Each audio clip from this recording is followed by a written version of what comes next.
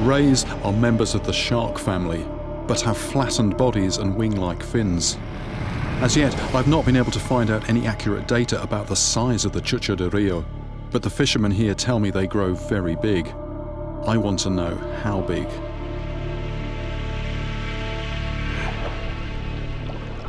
Stingrays patrol the river bottom, predating on small fish and invertebrates, which they locate using sensors that detect the prey's minute electrical field.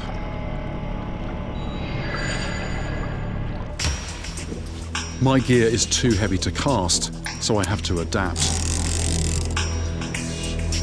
For bait, I'm using armoured catfish, which I float out underneath a bottle and I release by pulling sharply on the line. Jose has a hand line attached to the bottle, which he retrieves after the bait has dropped. Perfecto.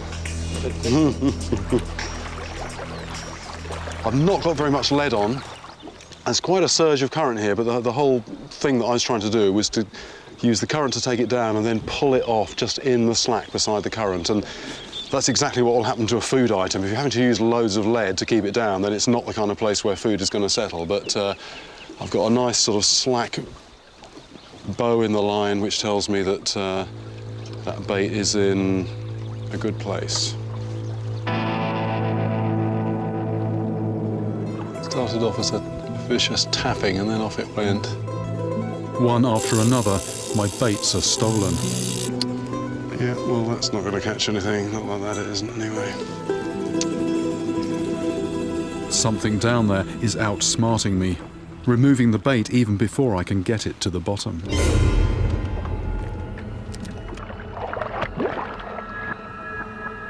You know, always there's this conflict between, do I just stick it out, carrying on doing what I'm doing, or do I change something? And you have to sort of reach a happy medium with that. You have to sort of give something a good go, but be prepared to change if, you know, it looks like you're doing something wrong.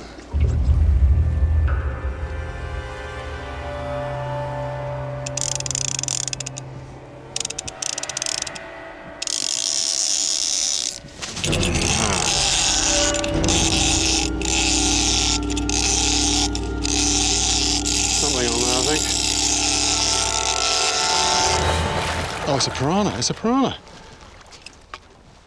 Wow. Right, what's happened there is that the bait's been chopped in half and then I foul hooked piranha in the back. I think that's fairly clear. This is what's been taking my bait, and, you know, talk about caught red-handed, there's the evidence.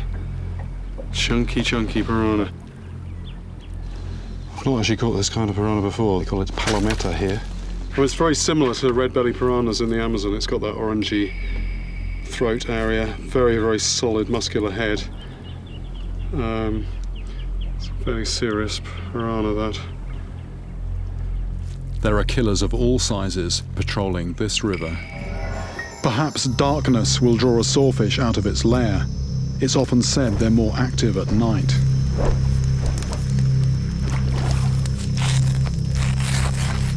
Just in case I doze off, I tie an empty can to the line. Should anything run off with the bait, the noise of it moving will wake me up.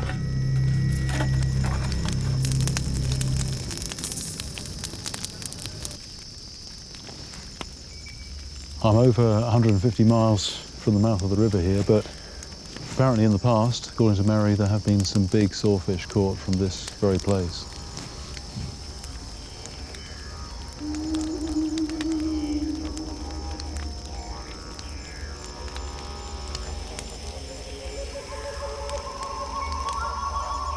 A long day baking in the outback sun has left me exhausted. But my overcooked brain refuses to switch off. I still have little sense of how dangerous swordfish are to people. Back in that hardware store 20 years ago, the answer seemed obvious. Yet for such a large and viciously armed beast, I'd have expected a lot more bad press.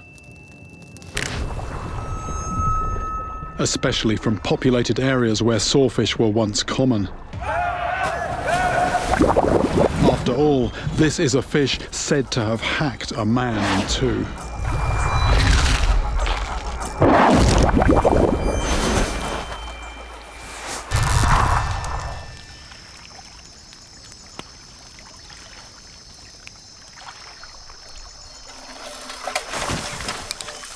a day of fishing without success, darkness has finally brought me a bite. My bare hands take the strain as I wind in the line, but the fish on the end is not what I'm expecting.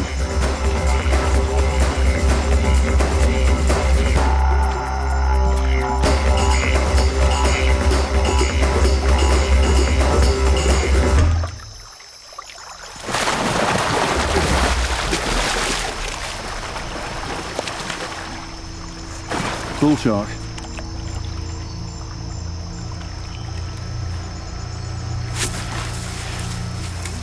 A bull shark this far inland is a real eye-opener. These aggressive fish are clearly thriving here, even during the dry season when this part of the river is little more than a stagnant pond. So, a pretty hostile environment. You can see why everything in there basically is tooled up. The swordfish possibly needs that weaponry for defence, who knows? Anyway, I better put this back. I'll just hope I don't hook him up again.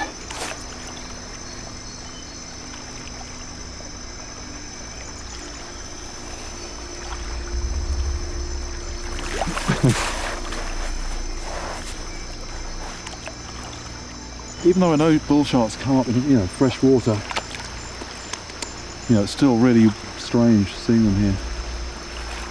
But the monster I'm after is nowhere to be seen.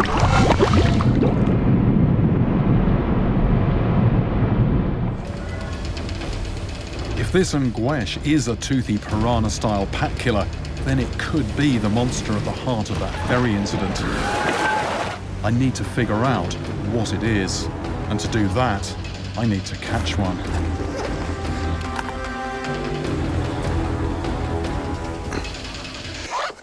I'm after a predator, a meat eater, so I've got a piece of steak here, quite bloody, the kind of thing that piranhas would tear to shreds. So quite a big hook, and because what I'm after has probably got teeth, I'm not using just line next to the hook because that would just be sliced through. This is wire, this is like 80, 90 pound breaking strain wire. Within seconds of my bait hitting the water, it's getting some interest.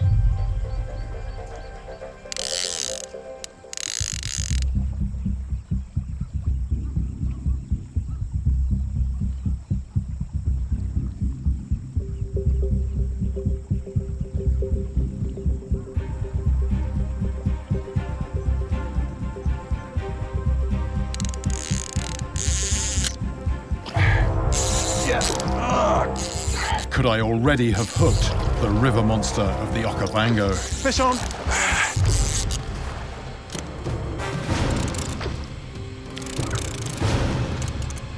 This is a strong fish. Glimpse of that. I think it's some kind of catfish. Wow. Ah! It's clamping down. It's a sharp-toothed catfish, and it's got some powerful jaws. Ah! That's the hook out, which is nice.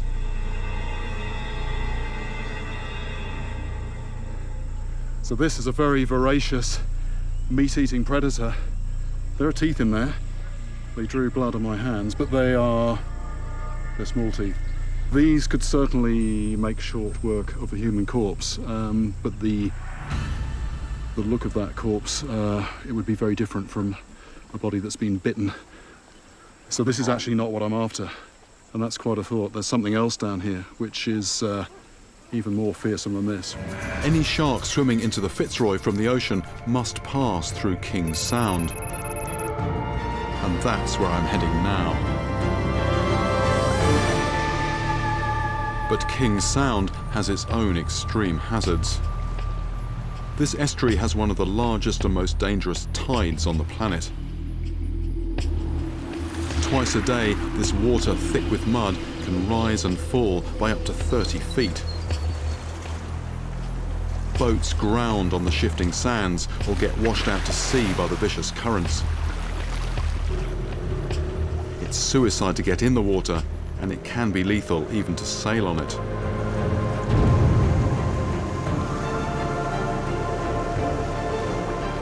I'm putting my faith in a strong hook, a heavy wire trace, and fresh fish bait. If there is a glyphis down there, I'm ready for it.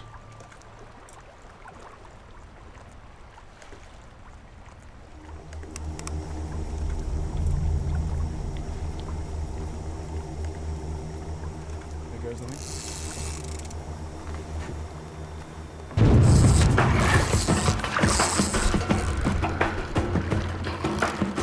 Bloody hell. That's the way it's hanging. Mystery fish, just saw a flash of grey.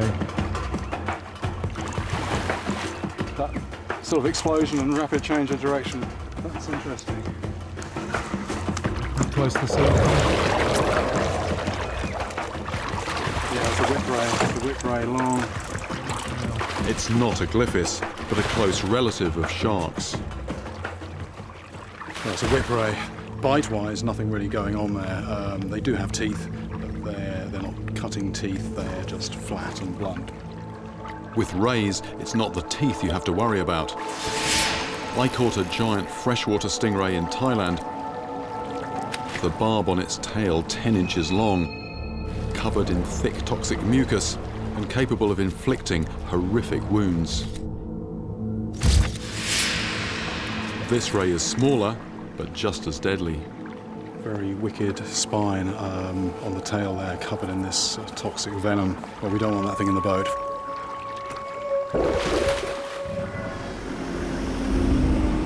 To the untrained eye, the bull shark and the glyphis are very easy to confuse. It's just possible that the bull shark may have been taking the rap for glyphis attacks.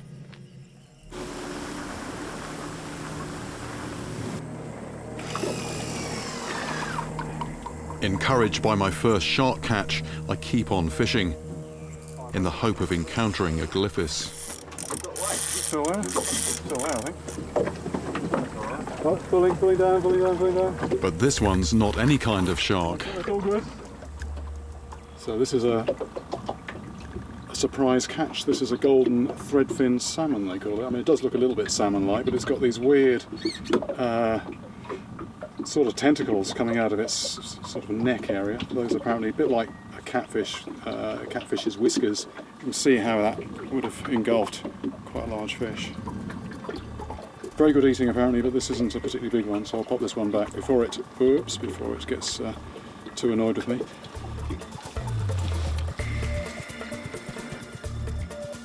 There's quite clearly no shortage of prey in this killer river. Yes. Oh, look at that. But anything living here has to learn self-defense. It's a mud crab. Just looking at this, it makes the point that if you're living in this water here, you've got to have some serious armour plating and a little bit of weaponry as well to go with that. Undeterred, I continue with my quest. And it isn't long before I get another bite. I think there's something there. Yeah. But it's just a small catfish. More of a nuisance than a catch. I quite like catching catfish sometimes, but not particularly these catfish. They're small, and they've got these sharp spines on their pectoral fins. They're quite, they're flapping around. They're hard to handle. You get pronged by one of those, it's quite painful. After an encouraging start, my luck is just not in. Oh, it's actually off. I simply don't have enough knowledge about these mysterious waterways. I've only got a short amount of time to catch a taimen before the winter freeze, so I fish every bit of water I can.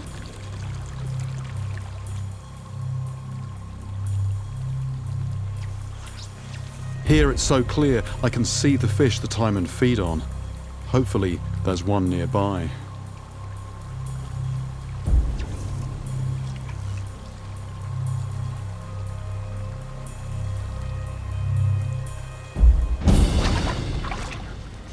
Right, this is a fish.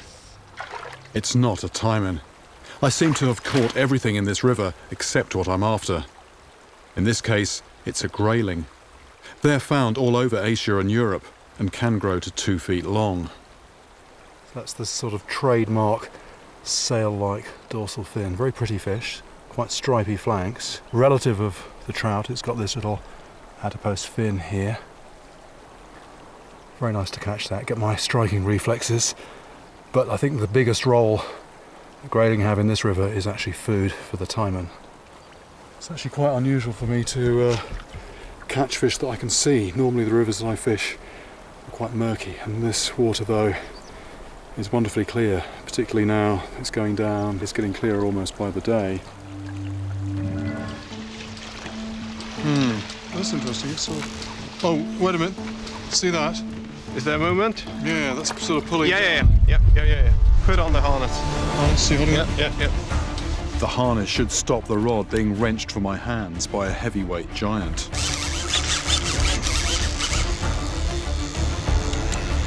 There is definitely something there. Yeah, there is. And it feels like it weighs a ton. Start reeling the other one. The other lines have to come up before I can bring in the beast on the end of mine. If they don't, the fish could become tangled and trapped beneath the boat. Think it might.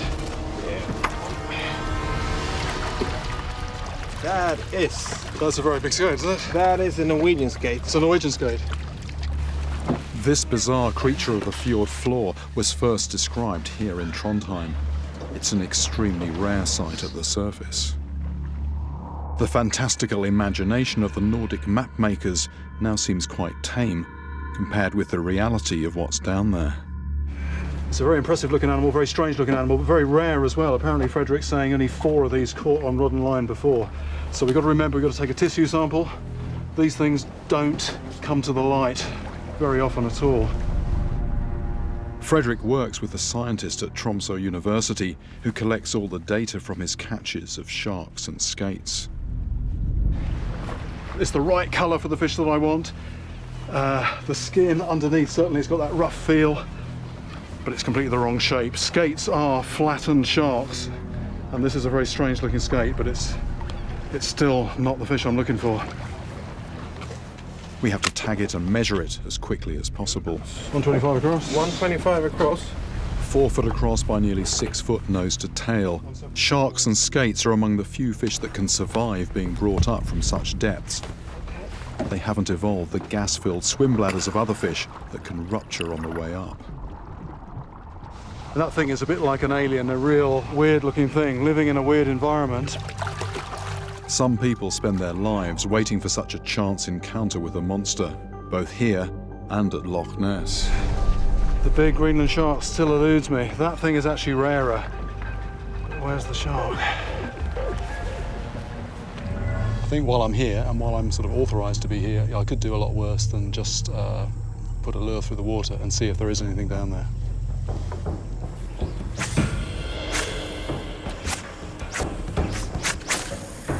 In this lagoon, I'm trying a small fishing lure. If the Ngwesh is a pack hunter, like the Piranha, then a disturbance near the surface is what it might go for. There's a fish. Whoa! This fish took almost under the rod tip. An indication of how voracious the fish are in this water. I mean, I've got about 4 feet of line out there. I was just about to lift it out of the water, and it grabbed it. And I'm just letting it tire out a bit. I mean, the chances are it's got teeth if it went for that spoon, so I've got bare feet in here. I want it a little bit tired before I try and swing it in the boat. Aye.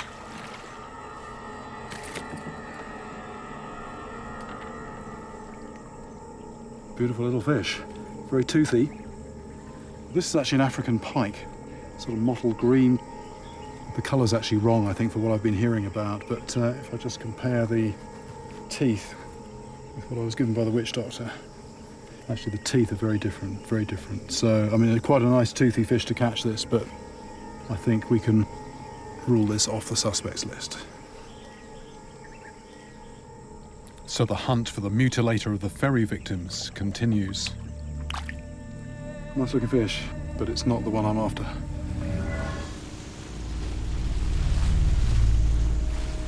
With no obviously fatal wounds, this hippo looks like a prime candidate for a lethal infection. There's a lot of anthrax further up the river, so this could be a hippo that has died from anthrax. Not a very pleasant thought. Anthrax spores can survive for up to a century in the soil, ready to infect passing animals. The bacteria release toxins that are powerful enough to take out elephant, hippo, or human. I'm beginning to wonder if the odds are completely stacked against me, but I can't let myself become distracted. I need to get some bait in if I want to get a vundu out. Once again, I'm operating in unfamiliar territory.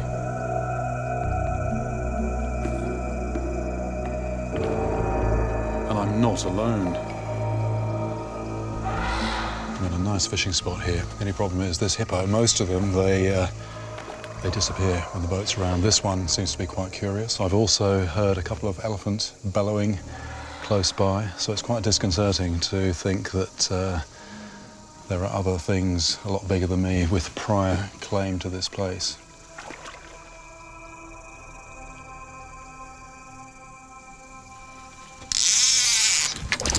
Yeah. That is a fish on. Is this, at last, the vundu? Might just look at how the teeth are, how the hook is. Oh, good net, good, excellent. Fantastic. Oh. It seems a fearsome lineup of predators stalks this part of the river too. Tigerfish as well as vundu. Ooh. These things, 1 minute the lion is just hanging limp and the next minute it's screaming out. Lovely fish. It's not the one it's not the fish I'm after though. What I want to do is hold it in the water and let it recover. But I've got to remember there's crocs in here. Got to think of my own safety as well. But I think it's about ready to go. I was thinking then, somewhat selfishly, that if a croc comes along, it's more likely to go for the fish than my arm, hopefully. But anyway, it's gone. I'm not sitting here for 5 or 10 minutes waiting for that fish to recover. It's a fish, it's good to see a fish, but the one I'm after is just more elusive even than that. I now focus on the area where Helena saw this fish and switch to casting out my lures. Yeah. No, that's not a fish, that's not a fish. What's this? I think it's caught on a net. I'm pulling it in because netting is actually illegal here. I can hardly get 2 fingers in one hole, so that is designed for very small fish. It just goes on and on. There must be over 200 feet of net just in this one spot. Oh, what's this? There's a pike here. So this is a pike, this is only a small one, but these do grow 4 or 5 feet long. It's a predator, but it's got teeth. The som doesn't, or certainly not teeth like these. And also, the thing I've been hearing about, the width of the body is the length of this. So whatever it was that attacked that boy, pretty certain it wasn't one of these.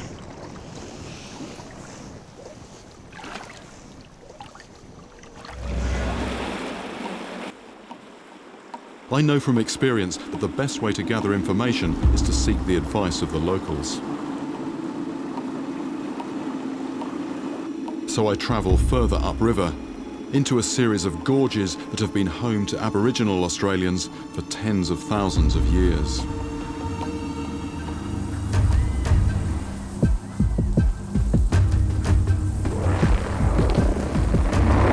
They have an intimate knowledge of local plants and animals, and on my last visit, Mary Aitken, an expert fisherwoman, was instrumental in my quest for the swordfish. Local legends are full of references to this monster, but can this ancient culture tell me anything about the glyphis? In this year we haven't had rain yet. Right. But they are in the water and they're really big. There are sharks here, but Mary tells me they're all bull sharks. So have you caught any big ones here? This year we have. It's the same like Barramundi when you try to pull a barra in. You sort of slacken your line and let it run. And then when it slows down, then you pull your line in. Yeah. Out here, the term bull shark could mean any shark swimming in a river. And given that glyphis and bull sharks look very similar, I need to take a closer look at exactly what's swimming in these waters.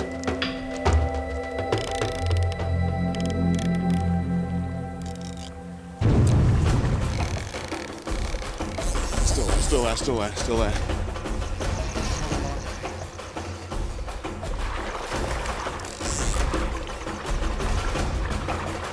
Okay, that's coming in. It's not a bull shark or a glyphis. This predator is a barramundi. There we go, this is a barramundi. No, it's quite strange for me because it's actually just like a Nile perch. They don't go quite as big as Nile perch, but very uncanny, their resemblance, same family. It's picked up a big dead mullet off the bottom in the middle of the night. Barramundi have sandpaper teeth, which makes them unlikely to injure people. Yeah, that was not the one that I'm actually after. But I don't want to push my luck in this spot, because a predator even deadlier than a shark is on patrol. A saltwater crocodile. I'm careful to set up camp well back from the water's edge.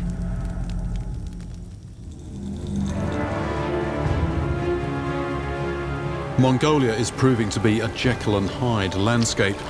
The calm waters give way to rapids without warning. Dangers come from above and beneath. Hitting a submerged boulder could tip us into the frigid torrent, while overhead, loose rocks frequently drop from the granite cliffs.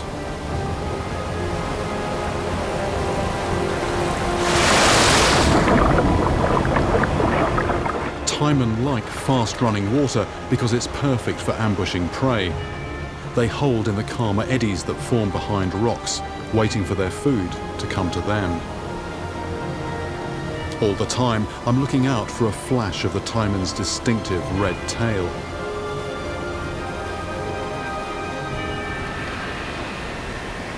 The main current is surging in that direction. You've got a bit of an eddy. That's just a classic bit of countercurrent. And I was thinking I might see a taimen down here. The riverbed is strewn with slippery boulders, and getting a sure footing is not easy. One slip, and I could be swept away. After working the rapids for hours, there's something on my line, and it's putting up a strong fight. Yeah, it's a fish. This is not the fish I'm looking for. It's a Lenok. I'm going to get it on soft grass. Very, very strong fish. Actually very hard to keep hold of this when it wriggles. This is a relative of the taimen. Wow, strong fish. Strong as these fish are though, taimen will eat these. A big taimen will just inhale this head first. But a good sign. Oops. A fish on a lure from these rapids. Very, very fast water. It's amazing how fast the water can be and fish will still live there. This Lenok only weighs around 3 pounds, but it has an incredible strength for its size. Like everything in this savage environment, it's a lot tougher than it looks. It felt like it was a good-sized fish. I reset and hope I haven't let the big one slip away. That's something on there. This is not big, but it's something on there. It's not what I'm looking for. It's a rockfish, one of the creatures I first saw when I was looking for sharks underwater. China rockfish. A lot of fish showing up on the sonar, so this was Mid-water, took the flashy jig on the way down.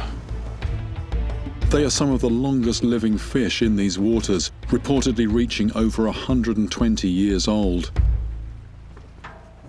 I want to quickly get this one back into these shallow waters.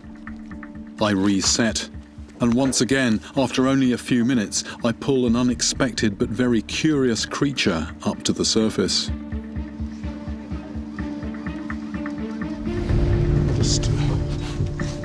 This is a lingcod. It's not a type of ling or even a cod, but actually a greenling. It looks a little bit similar to the snakehead I was after in Thailand. Very, very sharp teeth in that. And just like the snakehead, it's a voracious hunter.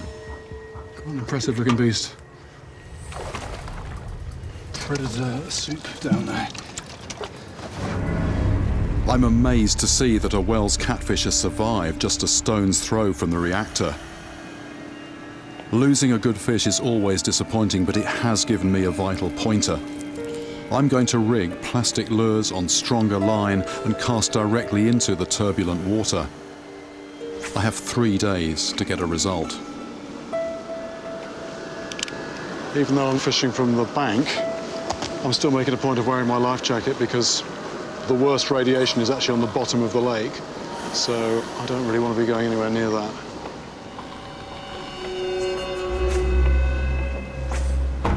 There's a fish on.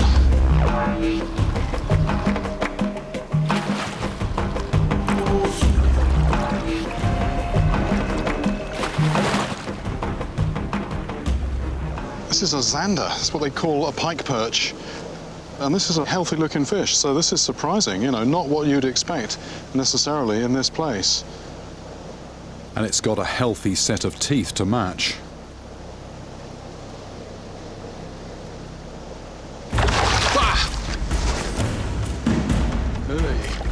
Catfish probably are lying near the bottom.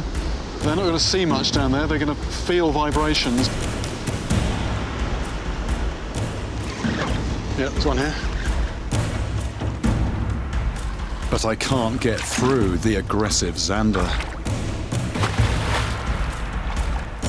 One thing about Zander is they have these very big eyes. They are sight feeders. They're really good at seeing down near the bottom in low light. Frustratingly though, the bottom of the water column is precisely where I'm working my lures for the catfish. Well, the Zander are getting bigger at least. It's actually quite a beautiful scene with the sun going down, but that is actually what's left of reactor number 4. When I watched this place go up on the television all those years ago, I think the last thing on my mind was that one day I'd be here fishing. The novelty is definitely wearing off now. These things are so active, so hungry. It reminds me a little bit of piranhas in the Amazon, just you know, eating the bait or getting to it before anything else can. So these are in my mind now, the piranhas of Chernobyl. Normally, a good way to increase the chance of a catfish would be to fish into the night. But here, I'm under a strict after-dark curfew. I head back downstream to another shark hotspot, where Jeff Whitty's team of fish scientists are working on their survey. Recently, we've been going up to Fitzroy Crossing, Geeky Gorge. We haven't done much sampling in this area. For maximum coverage, they're setting gill nets across the width of the channel. I want to keep an eye on what they're catching and also try my chances on a rod and line.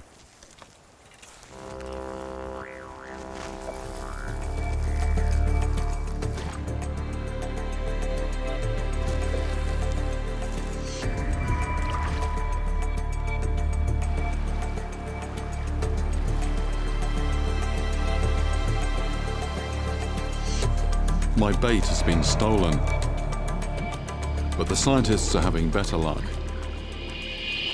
So you're bringing the net in, so there's something in it? They want me to help from the shore. There could be anything in there. A shark, a stingray. Or something bigger. We're gonna try and flip them over. It's one of the strangest and deadliest looking fish in the world. 3. The swordfish. Right. We just turned it on its back. This is some fish, you turn them on their back, it calms them down a little bit. This is impressive sized animal, and I mean, you know, look at the business end on that. It's not a glyphis. And although it's well armed, this can't be the attacker I'm looking for. Although the body looks a bit shark-like, if you go back from the rostrum. It has got teeth, but they're small and they're flat and they're blunt, and I can quite easily put my hand in there, no danger at all, completely unmarked. Thrashing around in a net, the swordfish might look like a deadly weapon, but there are no records of this fish deliberately attacking a person. You really see why populations of swordfish around the world have plummeted. I mean, these things are just so vulnerable to nets. If you're a commercial fisherman, time is money. You're not going to spend time disentangling it, then put it back in the water when it's probably going to swim straight back into your net again. You know, a lump of wood, it makes sense for the fisherman. This is a very, very rare place to actually find, you know, a semi-healthy population of them. Just putting a tag in now. Going to make a hole, small hole in the dorsal fin, and what that also does, it provides a tissue sample for DNA analysis, but then the tag goes in, it's got a number on it, so if this fish is recaptured, it'll tell something about the movement of it, but also growth rates, so a lot of information comes from tags. There we go. I named this fish 1178. First the bull shark, and now the swordfish. I've seen 2 of this river's 3 marine trespassers. The very rare glyphis still eludes me. I wonder if the balance in Lake Champlain is out of kilter too. Enough to change a fish's behaviour so it attacks other fish and humans. I've no way of knowing until I catch it, so I have to keep knocking suspects off the list. A flood control dam presents migrating fish with a problem, and me with another opportunity. If it weren't for the changing weather. This wind actually coming under the bridge here is really making bait presentation difficult. A lighter fly is just getting blown back. I want to get it right at the bottom of that waterfall there, so I'm putting on the very heavy metal head. And what I want to do is flick that right where the fish are packing and see if anything's actually interested in taking a little snack before the ascent.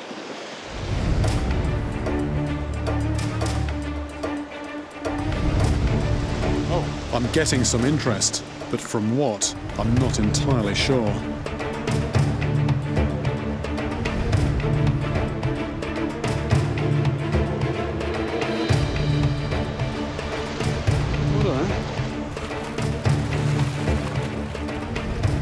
This is a strong fish. Okay, it's fairly light tackle, but I shouldn't be surprised that it's strong because this has been swimming against basically a rapid there. This is not what I expected at all. Oh, yes. That's a lovely fish. That's a carp. And behaving though almost like a salmon. This fish was running up rapids, but caught on a fly. A very light tackle, this fast water. That's very unusual fishing. Thing is though, carp shouldn't be here. They're not native to North America. So that makes me think, well, what else could be in these waters that is not exactly expected? The attack mystery may be solved, but my mission is far from over, because I still have to catch a glyphis. And the enormity of this challenge is beginning to sink in. Just 20 of these animals have been caught here in the last 10 years or so, and most of those have been taken in nets. So what I propose to do could actually be harder than looking for a needle in a haystack. Add to that the fact that this immense area of water has some of the biggest, most dangerous tides anywhere in the world, and it really is starting to sound like a pretty crazy undertaking.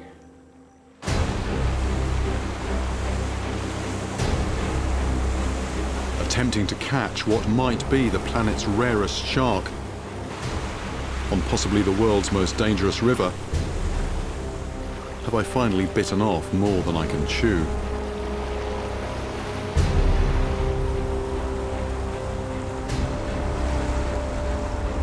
Tide and sands are constantly shifting in the minefield of the estuary.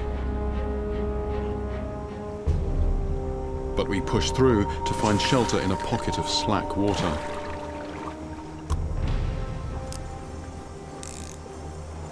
With 3 lines out, now it's just a waiting game. And just waiting for something moving around in this very dark environment to sniff, sense what's on the end of the line.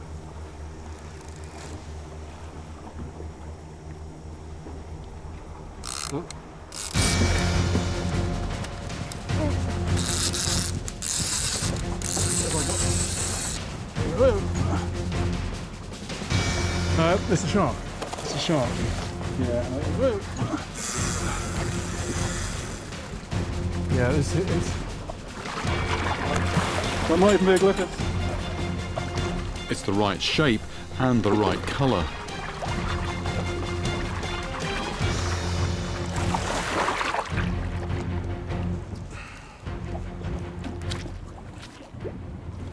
I know now from talking with Jeff this is not a glyphis because this second dorsal fin here is small. On a glyphis that is much bigger. That's going to be at least half the size of the main dorsal fin. This is a bull shark, but first glimpse breaking the surface, you just never know. It's the wrong shark again. Despite the pressure I'm under, I must maintain a rigorous regime of contamination monitoring. I can't afford to exceed my radiation limit prematurely.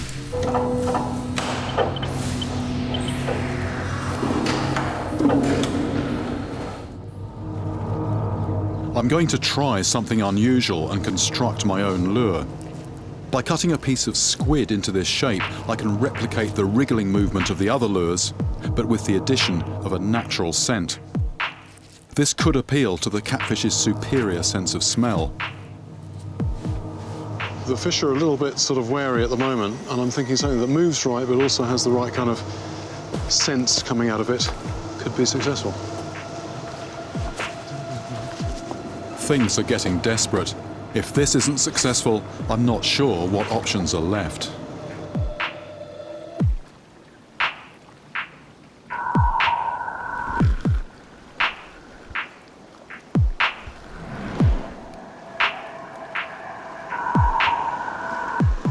Something's half chewed the tail of it.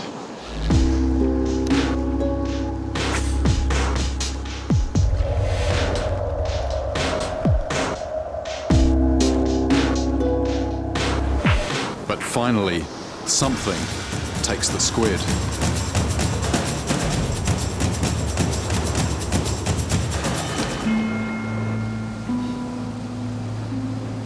In the ordinary way, I'd be very pleased with this fish, but it's just not what I'm here for.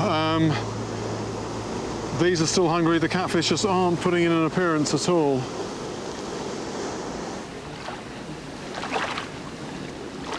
I want to get my bait out a couple of 100 yards into the deep channel. I can't cast that far, so the only option is to paddle out and drop it in. But floating in a plastic canoe above killing machines potentially 12 feet long is a little unnerving.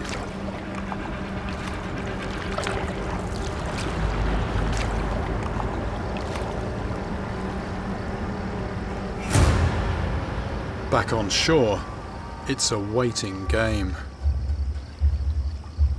But I think we've picked the right spot. One of the things that Dawn said to look out for is happening. Schools of baitfish are jumping out of the water, and something appears to be chasing them.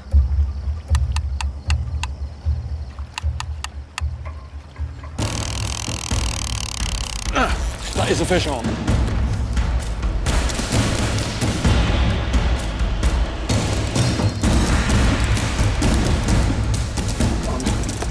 I'm leaning into this. Although my reel is nearly on full drag, the fish is still able to swim off with ease.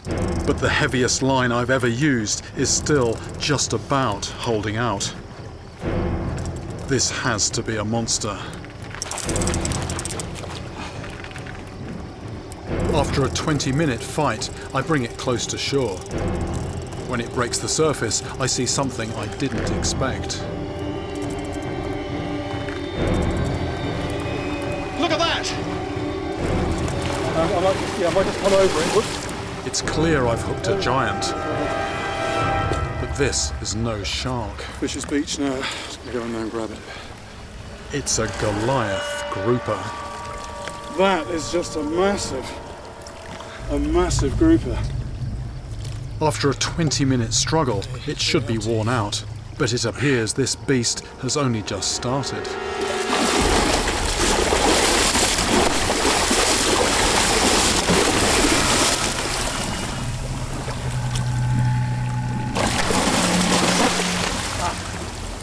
As it thrashes, not only do I have to be wary of the giant hook in its mouth, but also the spikes along its back. Slip this out.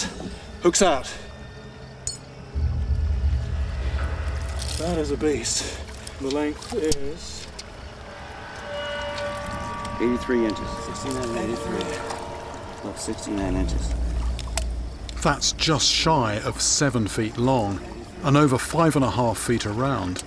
At this kind of size, it's going to weigh over 350 pounds.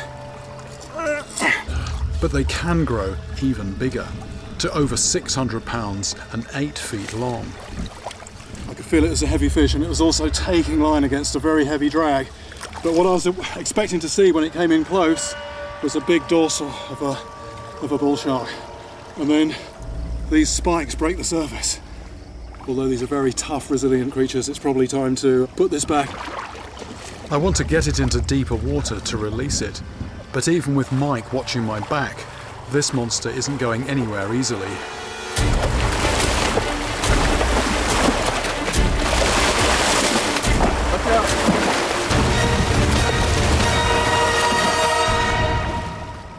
I think I'm knee deep in water. This fish, its belly is still scraping the bottom. It's feeling anything like as tired as I do. I'll sink into a corner somewhere and just recover for a little while. But the priority for me is to get another bait out. There's big bull shark out there. So we have got rays here. I'm finding some rays. That's not the one I'm after. This is an eagle ray of sorts. Yet another